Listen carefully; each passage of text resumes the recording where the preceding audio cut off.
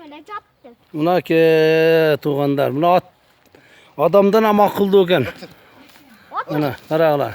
Sekin otur, sekin. Sekin yat. Yat. Yat, sekin yat, sekin, sekin. Sekin yat buna. Ana, gördün mü? Tavuğa akıllı, Başta tavuğa. koy dur der bismillah. Başta koyayım, sekin yerine koy. Başta koy. Yat. Tavuğa akıllı, tavuğa akıllı. Dur. Söz Allah'ın emri. Ya ança mınça adam kavarağında akıllı eken. Buna Başta de. koy yerine. Başta koy.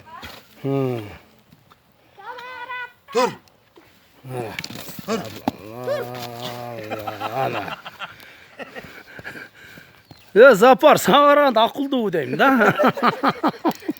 Otur. Bir dakika bol olmaz bir dakika. Dur. Yerine. Diyeceğimiz Temiz yok. yerine yat, temiz yerine. Dur. Dur. Dur. İyi ne buladınız yani? Otur. Bunu kim büyüdü? Oldu bu da sana sen Yat, bilirsin. yat. Aldım şunu masana. Yat. Yat. Dur. Tamam. Otur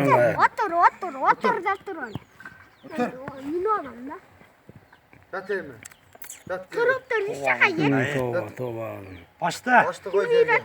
Ben Başla. büyüdüm dediniz hele var. Koy. Başta koy. Dur. Aslında yok. Tur çık için otur de. Mümkün emese yaktım da salganımdadır la. Bol da köp kul ver.